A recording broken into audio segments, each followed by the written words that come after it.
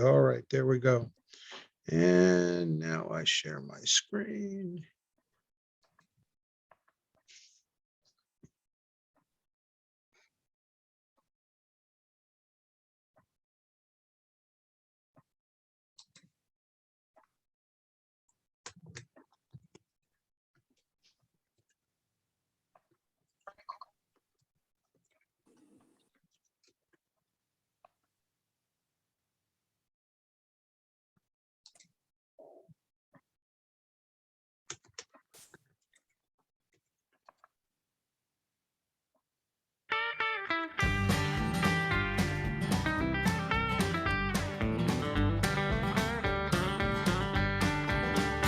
If you see something that's wrong, raise your hand and say that's wrong. Point it out and name that thing by its name.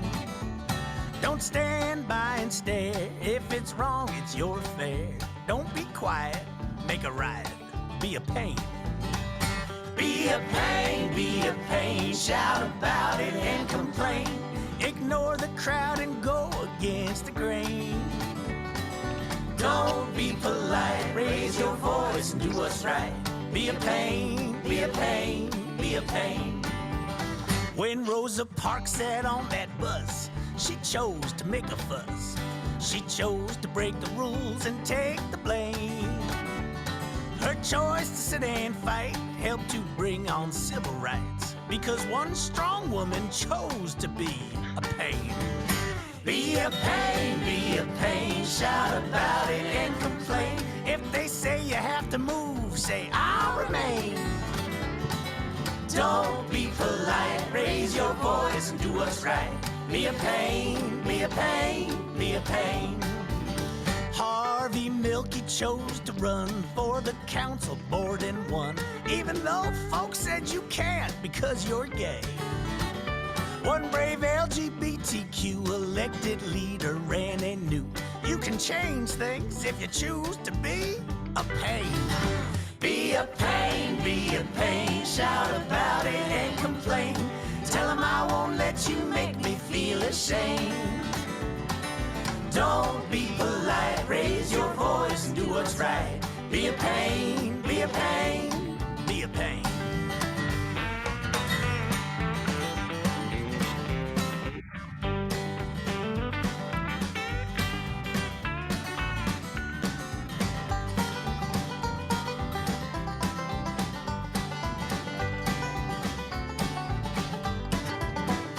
Tennis star named Billie Jean told the world she had a dream that men and women would be paid the same. She refused to hit that ball till there was equal pay for all. She was a king because she was a royal pain. Be a pain, be a pain, shout about it and complain. If they refuse to pay, refuse to play the game. Don't be polite, raise your voice and do what's right. Be a pain, be a pain, be a pain.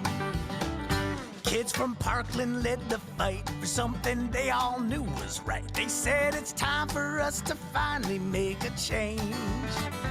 If adults can't compromise, we must go march for our lives. They spoke out and led the charge. They all were pains. Be a pain, shout about it and complain. When you're faced with laws you know are just insane. Don't be polite, raise your voice and do what's right. Be a pain, be a pain, be a pain. Oh, be a pain, shout about it and complain. Ignore the crowd and go against the grain. Don't be polite, raise your voice and do what's right. Be a pain, be a pain, be a pain.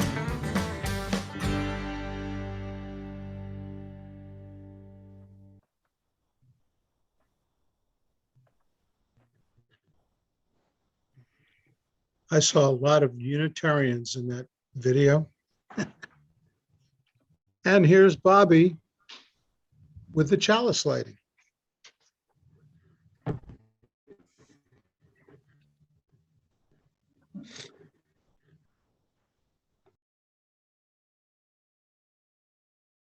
Unmute.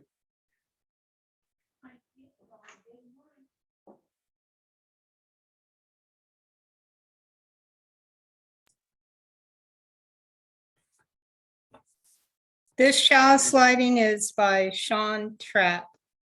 Our chalice reminds us of that the fire within ourselves is the same fire that illuminates the universe.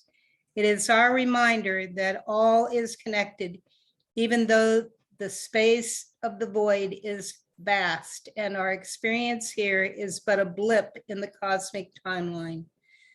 This flame is our promise that in our smallness and in our short time on this earth, that we live intently and deeply with love for one another, with honesty and integrity, to be guided by rational thought and critical thinking, and with a sense of shared responsibility. For as the late astronomer Carl Sagan reminded us, this pale blue dot is the only home we've ever known. Thank you, Bobby. Okay, announcements. I have a couple of them. We will be meeting virtually until at least March 1st. The board met this past Wednesday and decided that that was the, Jana, did you have something? No? Okay. I saw you waving. Okay. So that's meeting until March 1st on Zoom. Another reminder that there is a meeting at noon on Zoom, same place, different time today about our mortgage. So please attend that meeting. It's very important. Blessing Box news. The Blessing Box agreement that we have with the mission kicked in on this last Friday. It will be every Friday. They will be delivering at least 2 boxes of food to add to what we put into our Blessing Box. It went very smoothly on Friday, and we hope that's a long-term arrangement. It kind of takes a little bit of the burden financially off of us. Any other announcements out there? I think we have a program committee meeting on Wednesday at 6:30 by Zoom, and anyone is welcome to attend that. And we would like it if they did. Any other announcements? Okay, joys and concerns. I don't have any today. You do, there's one in chat. Okay, Bobby says there's one in chat. Okay. Barbara Moses asked for special thoughts for her husband, whose prostate cancer has recurred. That is unfortunate to hear. And in actuality, we're really sorry, Barbara, and hope that there might be a good outcome. Anyone else? Joys and concerns. Okay. Today, I'm going to attempt to discuss the 4th UU principle, which states, quote, a free and responsible search for truth and meaning. Pretty short and sweet. I say attempt because I believe that this principle is the most ethereal and new agey of all the principles. It is extremely hard to nail down what is the truth and whose truth it is. I hope that what I have to say will lead into a lively discussion of the issues involved. Quote, the truth is rarely pure and never simple, unquote, claimed Oscar Wilde. Truth is very complicated as people understand it in different ways. Truth is a statement which never changes and does not depend on people's feelings. In other words, truth is reality. and the action expressed without any changes or edit. The matters that people can accept as truth are what they believe. For instance, if people are not sure about events, they need to have foolproof statistics, facts, or evidence. As a result, truth is a conviction in which people believe and which is impossible to make false. Sounds easy, right? A small disclaimer. Any conclusions and opinions made today are my own, not necessarily from the UUA. And if I can turn the page here, okay. All right, bear with me. I need to start the slideshow.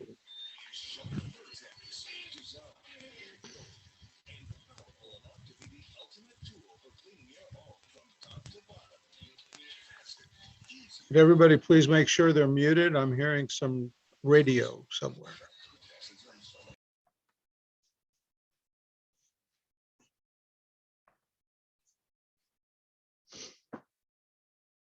In 1961, the UUA published the first iteration of the UU principles. There were 6.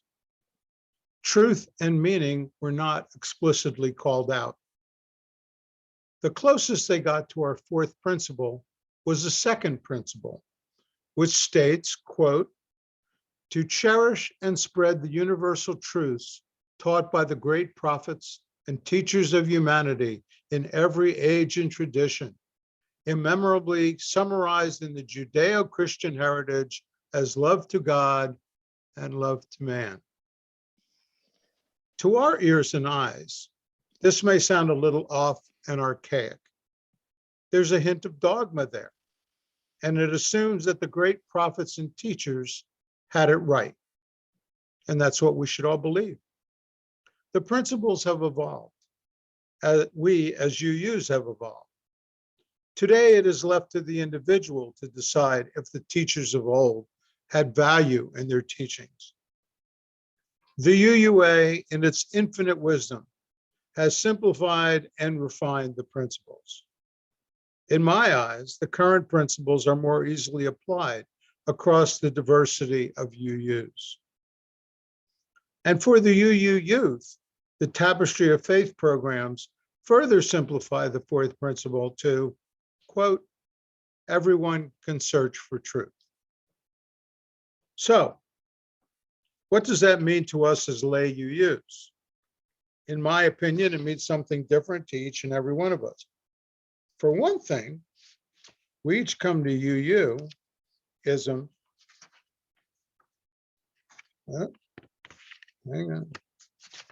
from different religious places. Some of us came from other so-called, quote, organized religions such as Catholicism, Protestantism, or Judaism. My personal journey began as a Jew, attending religious school, becoming a bar mitzvah at 13, and confirmation in the faith at 16. Yet as far back as I remember, I never accepted the dogma without question.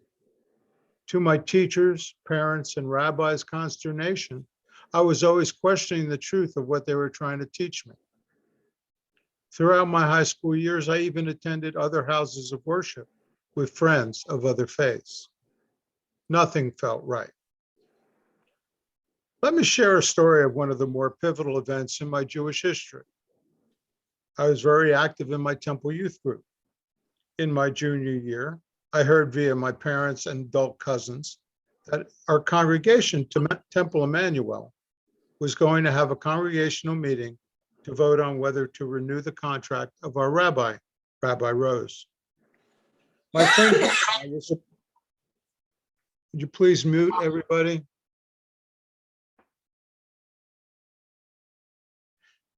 My friend Jim and I were surprised, as we really liked this guy and couldn't imagine why the rabbi that we had known most of our years might be leaving us. So we started asking questions, searching for the truth. We didn't make a lot of people happy. We were appalled to find out that the main reason was that he was not a sparkling conversationalist and was a dud at many cocktail parties. This was the 60s, you know. Values were different. Well, despite our actions, he was dismissed and we were disillusioned. This was not the Judaism we were taught. This was politics. This was the beginning of my long slide out of Judaism into UUism and my personal search for truth and meaning. The road to truth is fraught with many potholes and detours, just like Topeka. When I was introduced to UUism, I was astonished to find that there were no distinct definitions of God, heaven, hell, Bibles, and many other well-defined concepts and entities. In UU, these were concepts that one could either choose to accept or not as truths and define in your own terms. This was a concept that blew my mind. It was not only a search for truth, but a search for my truth, as I chose to define it. However, that creates other problems. To quote Alex Capitan from the UU World of Summer 2019, quote, "At the core of Unitarian Universalism is the idea that my truth and your truth can both be true, even if they contradict each other." I would add, this is what has gotten us into the existential pickle we now find ourselves in. To quote our arguably greatest US president, quote, "Now we are engaged in a great civil war, testing whether that nation or any nation so conceived and so dedicated can long endure," end quote. Today we wage a different kind of war. It's a war on truth. Facts and science don't count. How can we, as UUs, deal with such nonsense in our search for truth and meaning? The designers of the UU principles didn't have these problems to contend with when they crafted them. Unfortunately, we do. I believe, as UUs, we need to stand fast.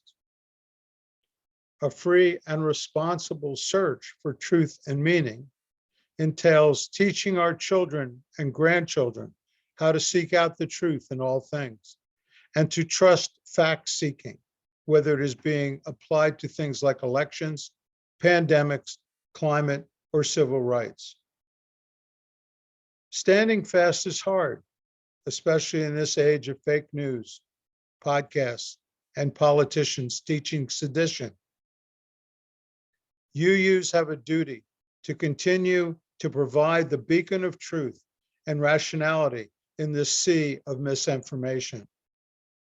A note on meaning. That's another fuzzy word. Every individual needs to distill their own meaning out of the maelstrom of data that bombards us every day. It isn't easy. It will be worse for our grandchildren and their children. In the words of Crosby, Stills, Nash and Young, teach your children well. Their father's hell did slowly go by, and feed them on your dreams.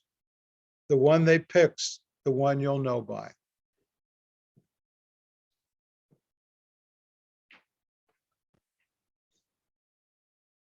I'd like to open the floor for discussion on the topic. What is truth and what is your truth, and how do you think we as UUs can move forward in this very troubling times?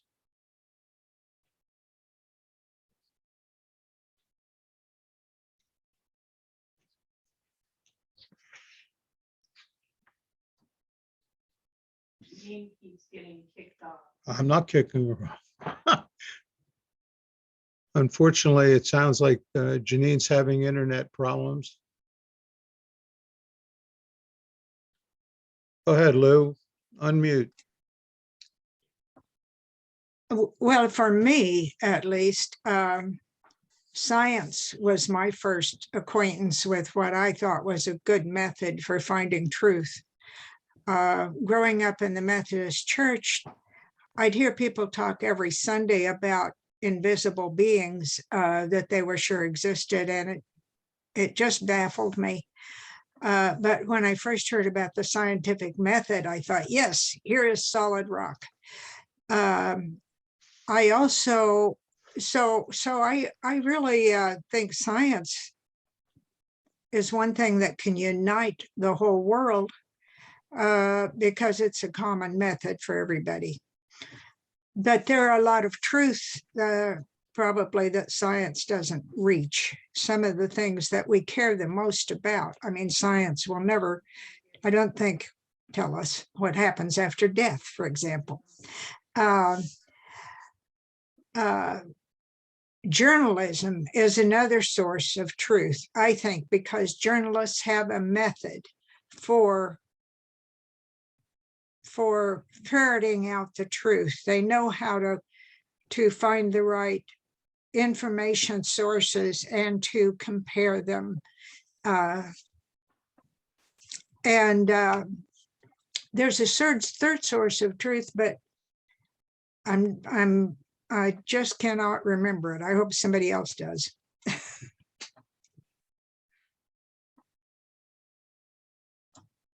Anyone else? Chuck?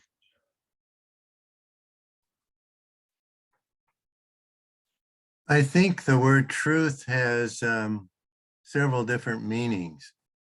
And one would be the idea of something that is generally agreed upon by others, or that we have evidence for, like through science.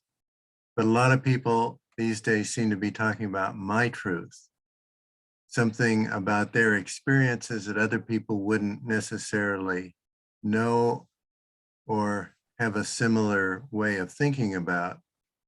And a lot of people are feeling unheard and wanting to have their truth known and accepted by others, and that becomes very difficult. Chuck bowing out. Thank you, Chuck. I can't see everyone on my screen, so speak up. Nancy? Yeah, David, I was just thinking about truths that are backed up by facts. Facts that cannot be disputed facts. You know, it's like gravity to me is a fact that, you know, is pretty undisputable. Although there's still people thinking that the world is flat. And that's the thing, you know. So you have these truths like we've been dealing with through the Trump era and after that are supported by facts, and you have a faction that totally ignore it and say they're lies and they're not real and they're not true. The insurrection is a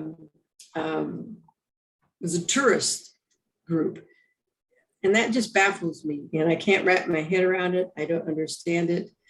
And it exhausts me to the point to where I don't want to hear about it anymore. That is not a truth. But it's one that, what do you do? That's about it there. How do I turn Thank you, myself Nan. off? There you go. Anyone else? Bob? This is Richie here. I've always understood the fourth principle to be about the search and not about the conclusion. A free and responsible search for truth and meaning. And to me, that's what life is about. Susanna? Richie, did you finish your thought?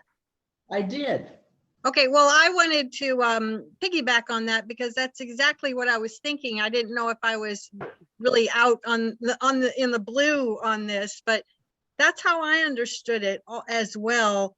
I I've been thinking a lot about something that Lou said just, I think a few weeks ago, about the visitor that came with her to a UU service and had found it to be thin soup. And that really struck a nerve for me, because I've always been very sensitive, always. I mean, I haven't been in UU circles for very long, about 6 years or so, but I've been sensitive, I think, to the idea of, I know a lot of UUs that identify with humanism, and I certainly do. But I also have been sensitive to this idea of a place for UUs who are authentically attracted to different spiritual and different religious journeys. UUs who are curious or who have backgrounds with warm associations to, prior spiritual manifestations in their lives. I'm just sensitive to that. And I think it's very interesting. If you are a UU and you're completely in love with Islam, well, why aren't you just a happy Muslim? I think there's room for searching and journeying, and this is certainly how I find myself. I have a lot of personal and emotional a love for monastic Christianity. It's just something that really appeals to me and that I love, but I can't be there intellectually, and so this is the closest to home. Your society, your community is, to me, the most intellectually honest for me, because there are so many questions. And I think this is all about, I think this is very much a fourth principle, just throwing that out there.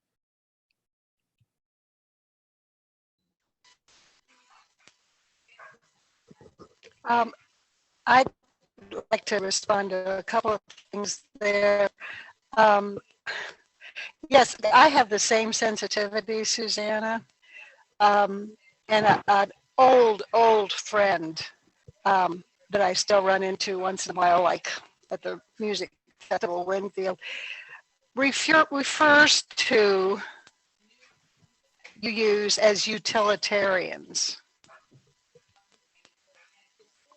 And I find that offensive,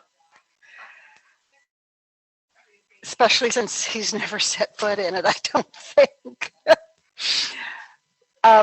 But then the other thing that came to mind with this discussion is our former member, Larry Hedges.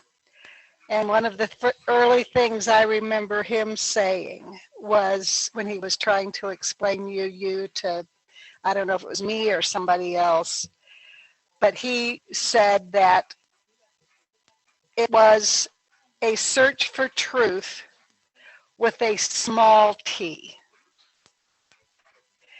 And I always remember that about Larry when we're discussing truth. David? Go, Bob. I agree with what I think several people have been saying, particularly Richie. To me, it's a search that matters. And my own experience would be that you're getting closer to the truth if your discomfort level gets higher and higher. I tend to think that that we want, as a people, we want to feel comfortable. And there's lots of people out there that are offering some level of comfort if we would just see things their way. I've never been very good at seeing ways, of telling people what I ought to believe, particularly if there's nothing rational to back up their belief system. That's why I left Christianity 50 years ago, because it it was not speaking the truth. I think that's what's difficult for us as Unitarian Universalists is to understand that we are all searching and not that we found something magic to cure our pain or to resolve issues for us. It is the search that matters. I agree, Bob. Anyone else? Yeah, I got one. As I recall, Reverend Lisa Schwartz, a couple of years ago when she was giving a talk, she must have spoke about, and my memory is somewhat vague here, but I do remember one part of it. She must have spoke about 1 Corinthians, where Paul writes about faith, hope, and love, and that love is the greatest of all these. And so it was a good talk. She always did pretty good, I thought. And but anyway, in the talkback section, our friend in UU, Bill Lucero spoke up and said, I think Paul got it wrong. That love is not the greatest of all these, faith, hope, and love. Hope is the greatest of all. And I find it rather remarkable at that time to think that, we have a truth spoken in the Bible for those who believe what that says, and that truth has been there for hundreds and thousands of years. Yet here comes Bill, and his truth is a whole lot different. I just found it interesting. Thank you, Rob. Chuck, did you have something? Yes, I was going to say,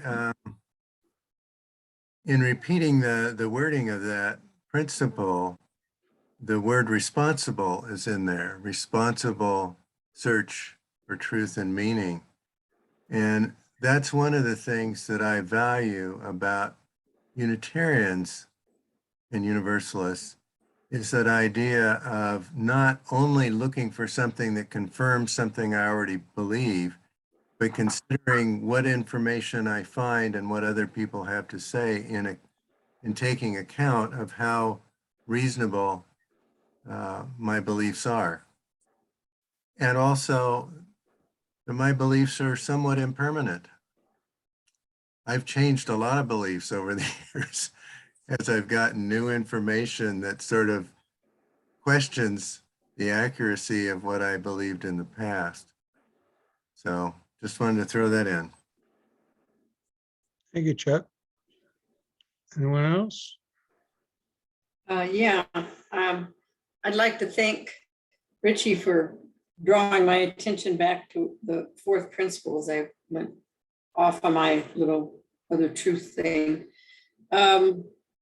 And for Chuck, just now what he said about, that they're not permanent, because I think in the search, it's a personal thing, as you search through for truth and meaning.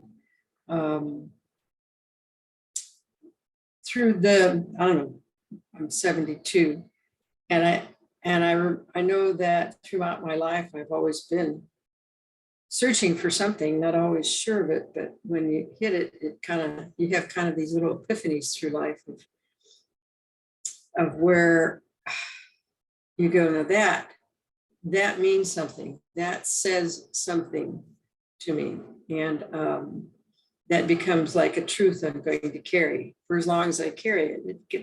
It's melded into some others, and it kind of builds along as to, who I am and who I'm becoming. I've never felt that I've ever become, or I have ended that journey. I'm always in the process of becoming.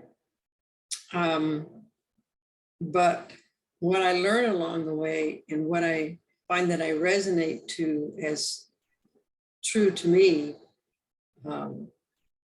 is a search, and it is meaningful, and it's continuous. That's about it. Thank you, Nancy. Lou? I think in my mind, truth is something that's out there, that's outside of us, that unites us. It's the world, the universe, it's stuff that we can find out through facts. And it can unite us if we are all honestly searching for the same thing. I'm not being very clear. That's why I'm so disturbed with what's happening with some very right wingers right now. They seem to have thrown access to truth right out the window. And so they don't seem to live in the same world with the rest of us. Meaning, now meaning is something completely different to me, much more elusive, much more personal. It's something I'm always chasing, always. I mean, truth is something you can try to seek. And I do agree very much with the people who say it's the search, because even the very best scientists keep changing their minds because they keep finding new facts. So yes, the search for truth. But the search for meaning to me is highly personal. I'd like to follow up with what Lou said about something that's external. At least it resonated as I was listening to Lou, in that death and taxes are the two truths that we've all lived by for as long as there's been people and civilizations. And they are uniters. We're all united in death, and taxes are here to stay, it would appear. Dave, if I may comment on truth, I like to watch C-SPAN on the weekends, and I saw an interesting lecture last evening or yesterday by, I believe it was a Penn State professor about the Civil War.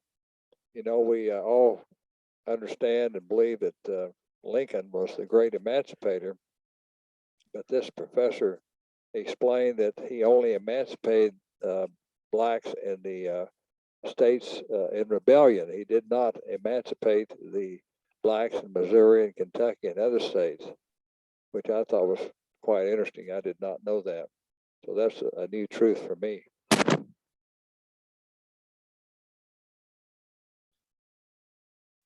Anyone else? Okay, well, a good discussion. I thank everybody for participating. The closing music is by the First Unitarian of Brooklyn Choir. For Janine, We Will Not Stop Singing. And all I have to do is find it.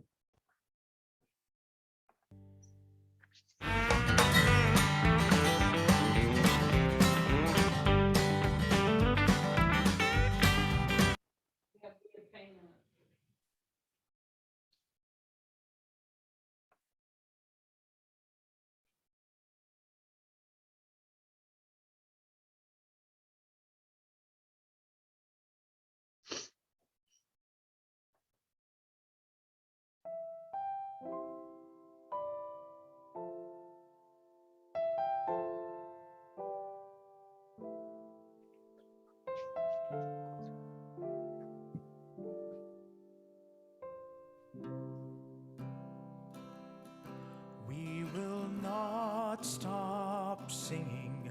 We will not stop singing. We will not stop singing till the world can hear the song, till the world can sing along. We will not stop marching. We will not stop marching. We will not stop the song till the world can sing along. Till the world can sing, till the world can sing, till the world can sing along. Till the world can sing, till the world can sing, till the world can sing along. We will not stop praying, we will not stop praying, we will not stop praying till we all can get along, till the world can sing our song. We will not stop shouting, we will not stop shouting, we will not stop shouting, shouting right from wrong, till the world can sing our song.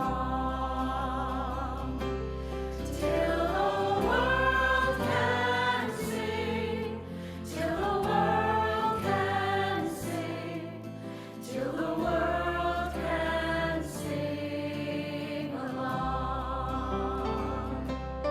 Till the world can sing, till the world can sing, till the world can sing along. We will not stop singing, we will not stop singing, we will not stop singing till the world can hear our song, till the world can sing along.